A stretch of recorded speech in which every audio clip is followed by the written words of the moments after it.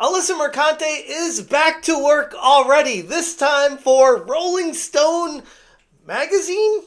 Do they even print magazines anymore? I don't know. I saw that there was an article online, thanks to Master of the TDS for the heads up on this, that she is apparently working as at least a freelance writer or bylines so far at Rolling Stone. And I saw the article and couldn't help myself. I read through it because I'm like, okay, she can't take a hint. Gamers do not want this person in the game industry. It's been found out she is an activist. She's not really a gamer. She doesn't really care about games. She uses games as a vehicle to push the activism message. And it's no different in this article from Rolling Stone, which is what I was planning on making the video on today, just to discuss the aspects of why this is pure activism once again. But before I could even get to making the video, she had this insanely wild meltdown tangent on Twitter, coming at me, coming at my family, and just angry at the world, because apparently this is how she copes with losing. What's going on, guys? Welcome to another episode of Smash JT, and good friend of the channel, Alyssa Mercante, is back in the news once again because she has landed on her feet as a freelance writer for Rolling Stone, which apparently has a gaming section, which is news to me. Maybe Rolling Stone is trying to enhance this and build it from the ground up, and the people that are running it have no idea about her baggage and history that comes with her. And they were like, oh, you have experience in the game industry? We're trying to build up our gaming section? Sure! Come on over. What could possibly go wrong?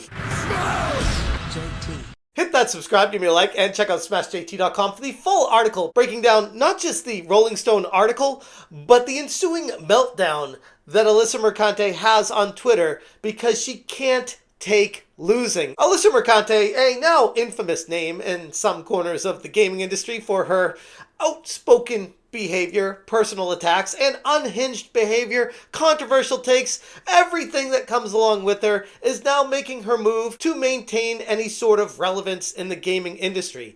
This time, she's taken what looks to be a freelance or byline role at Rolling Stone, a publication that's been trying to carve out some sort of space in gaming for a little bit now, with some seriously mixed results. I don't think of Rolling Stone as a place I would go to for my gaming news. And I don't think hiring someone like Alyssa Mercante, even if it's for a freelance position, is going to change anyone's mind on that. Bringing Mercante in just for a single article so far signals a clear disconnect from Rolling Stone, understanding her impact on the gaming community and the heavy baggage that comes along with her. Her aggressive interactions, especially over the past year, have positioned Alyssa as a polarizing figure in the community, to put it nice. She's someone who draws criticism and tension just to be on the front page of the news. She craves people talking about her as much as she talks about hating people making videos on her. You know she's there tuning in, one of the first people clicking on it, because she can't wait to see what all these people are saying about her, because she is a genuine, true, to the bone narcissist in every sense of the word. From the perspective of someone deeply embedded in the gaming culture, I'm looking at this as an odd decision, to say the least, from Rolling Stone,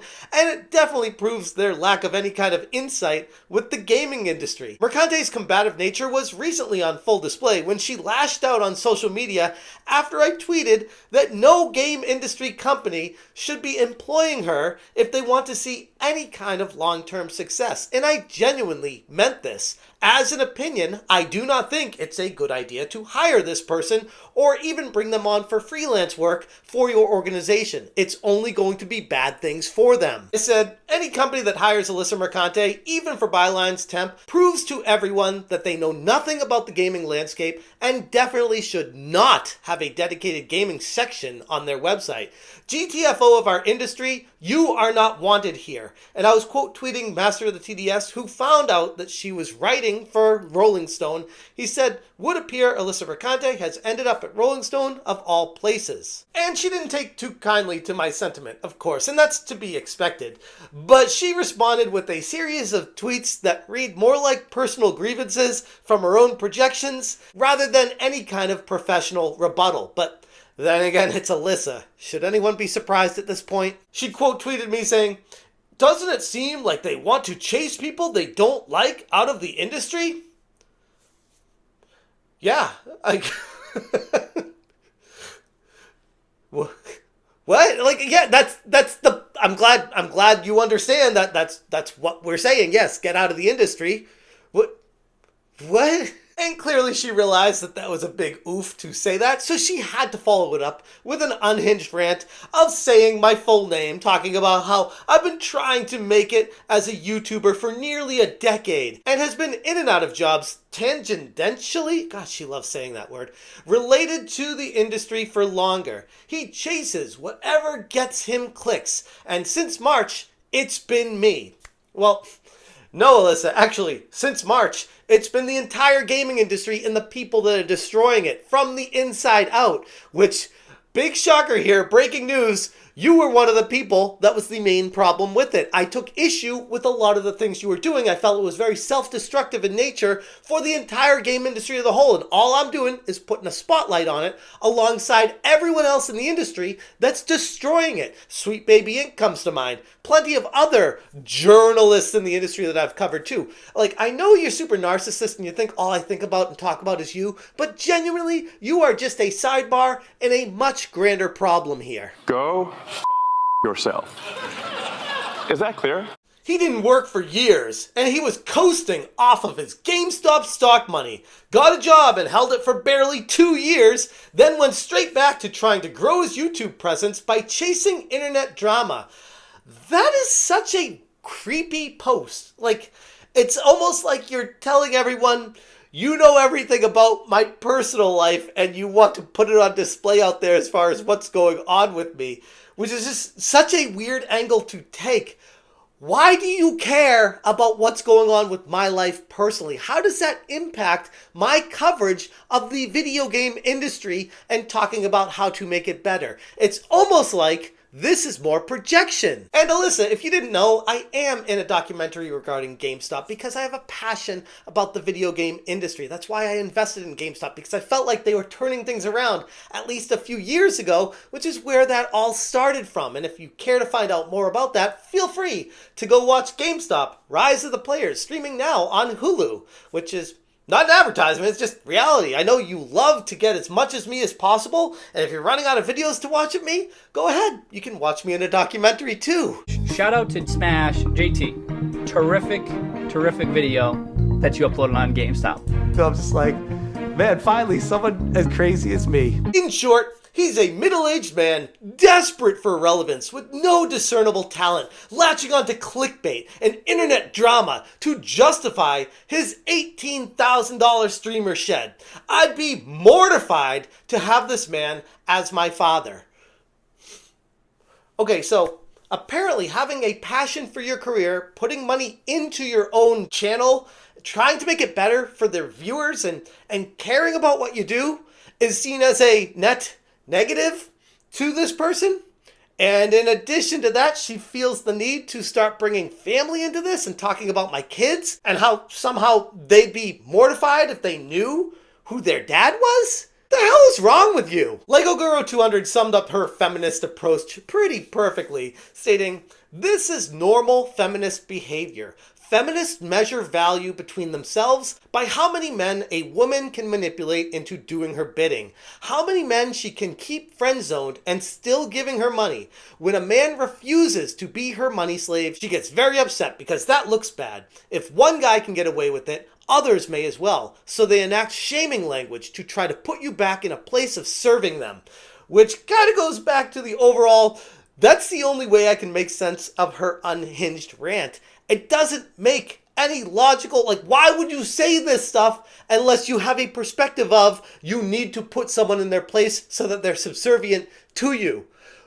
It's not how the world works. Diving into Mercante's article on Rolling Stone, it's easy to see that she is using this as yet another vehicle to push her activism. And I know she's not going to like this getting out there because the truth hurts. And while the headline of the article definitely gives a nod to nostalgia, her piece ultimately reveals her underlying intentions. It's far less about honoring gaming history and far more about reiterating the familiar narratives that align with activism. The article dives into the development challenges faced by the original Bungie team, emphasizing the high-stress, crunch-heavy environment during the making of Halo 2. She has a long history of injecting tidbits of activism sprinkled throughout her writing, and in this case, framing the game development through a critical social lens often infuses her article with broader messages about industry-wide problems. Her background as a writer who consistently blends industry criticism with progressive and activist viewpoints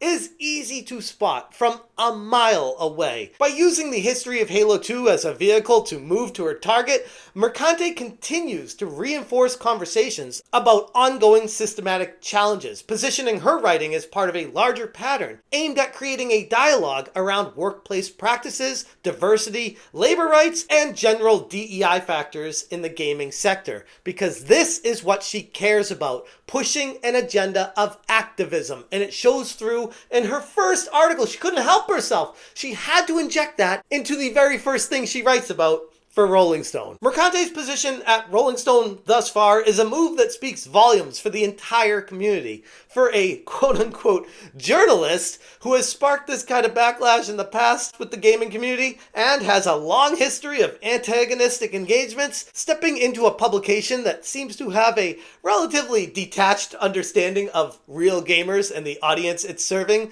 seems quite fitting. Rolling Stone most likely has no idea just how universally unliked someone like Alyssa is. She's unwelcome by the vast majority of gamers that at least I talk to and most people that I encounter because of how one-sided she always seems to be. And at this point, it's obvious she knows she's not wanted, but falls back to the old reliable here to continue being comfortable in what she knows, using the game industry as a vehicle to push her message and agenda. For Rolling Stone, the publication is clearly lost and feeling its way through gaming journalism without any real grasp of what makes the community heartbeat tick. And right there is the epicenter of the issue with all of this. So yeah, Alyssa Mercante apparently is landing on her feet as a freelance writer thus far for Rolling Stone. Perhaps she's going to land a position at a company in Canada as well. We don't know yet. There's a lot to be decided at this point. But as of right now, the gaming industry in general, as far as the community is concerned, are rejecting her wholeheartedly once again and just saying, please, leave. No one wants you here. Go to another industry. No one's going to bother you there. Get the hell out of gaming. Take your ideologies, take your agenda, take your activism, pack it up, and leave. And most people at this point would have taken a hint. But hey, this is Alyssa we're talking about. And sometimes the most blatant hints aren't that obvious to some people. I'm going to leave it there. If you guys want more information, check out smashjt.com for the full article. If you appreciate what I'm doing, hit that join button. Thank you so much for watching. And as always, you stay smashing. Smash,